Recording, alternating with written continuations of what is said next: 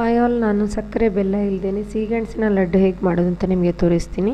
ಸಿಹಿಗೆಣಸನ್ನು ಚೆನ್ನಾಗಿ ಬೇಯಿಸ್ಕೋಬೇಕು. ಚೆನ್ನಾಗಿ ಬೇಯಿಸ್ಕೊಂಡು ಸಿಪ್ಪೆನ ತೆಕ್ಕೊಂಡು ಚೆನ್ನಾಗಿ ನುಣ್ಣಗೆ ಮ್ಯಾಶ್ ಮಾಡ್ಕೋಬೇಕು. ತುಂಬ ನುಣ್ಣಗಾದರೆ ಒಳ್ಳೆಯದು. ತುಂಬಾ ಚೆನ್ನಾಗಿ ಮ್ಯಾಶ್ ಮಾಡ್ಕೋಬೇಕು. ಅದಾದಮೇಲೆ ಒಂದು 15 ಖರ್ಜೂರವನ್ನು ಬಿಸಿನೀರಲ್ಲಿ ನೆನೆಸಿ ನಾವು ರುಬ್ಕೋಬೇಕು.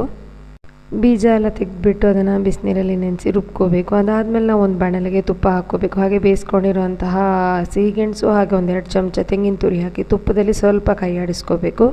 ಇದನ್ನು ತುಪ್ಪದಲ್ಲಿ ಫ್ರೈ ಮಾಡಾದಮೇಲೆ ನಾವೇನು ರುಬ್ಕೊಂಡಿದ್ದೀವಿ ಅದರ ಖರ್ಜೂರದ ಪೇಸ್ಟನ್ನು ಕೂಡ ಹಾಕ್ಕೋಬೇಕು. ಇದು ಸಿಹಿಗೆ ಒಳ್ಳೆಯದಾಗತ್ತೆ. ಸಿಹಿಗೆ ಬೆಲ್ಲ ಸಕ್ಕರೆ ಉಪಯೋಗ ಮಾಡೋರು ಮಾಡ್ಕೋಬೋದು. ಹಾಗೆ ಮಧ್ಯದಲ್ಲಿ 1-2 ಚಮಚ ತುಪ್ಪನೂ ಆವಾಗವಾಗ ಹಾಕ್ಕೋಬೇಕು. ಚೆನ್ನಾಗಿ ಮಿಕ್ಸ್ ಮಾಡ್ಕೋಬೇಕು. ತಳ ಕೂಡ ಚೆನ್ನಾಗಿ ಬಿಟ್ಕೊಂಡು ಬಂದರೆ ಚೆನ್ನಾಗಿರುತ್ತೆ. ಹಾಗೆ ನಾವು ಒಂದು ಸ್ವಲ್ಪ ಏಲಕ್ಕಿ ಪುಡಿ ಕೂಡ ಹಾಕ್ಕೊಳ್ಬೋದು. ಅದಾದಮೇಲೆ ಗೋಡಂಬಿ, ದ್ರಾಕ್ಷಿ, ಪಿಸ್ತಾ ಹಾಕಿ ಮಿಕ್ಸ್ ಮಾಡ್ಕೋಬೇಕು. ಅದೆಲ್ಲ ಆದಮೇಲೆ ಒಂದು ಸ್ವಲ್ಪ ಎಳ್ಳು ಕೂಡ ನಾನು ಹಾಕ್ಕೊಂಡಿದ್ದೀನಿ. ಅದೆಲ್ಲ ಆದಮೇಲೆ ಒಲೆ ಎಲ್ಲ ಆರಿಸ್ಬಿಟ್ಟು ನಾವು ಅದನ್ನು ತಣ್ಣಗಾದಮೇಲೆ ಮಿಕ್ಸ್ ಮಾಡಿಕೊಂಡು ತಣ್ಣಗಾದಮೇಲೆ ನಾವು ಅದನ್ನು ಉಂಡೆ ಮಾಡಿಕೊಂಡು 1 ವಾರ ಫ್ರಿಜ್ಜಲ್ಲಿಟ್ಟು ತಿನ್ಬೋದು. ಆರೋಗ್ಯಕ್ಕೂ ಒಳ್ಳೆಯದು. ಬೆಲ್ಲ ಸಕ್ಕರೆ ಏನೂ ಇರೋದಿಲ್ಲ. ನೀವು ಈ ರೆಸಿಪಿನ ಖಂಡಿತ ಟ್ರೈ ಮಾಡಿ.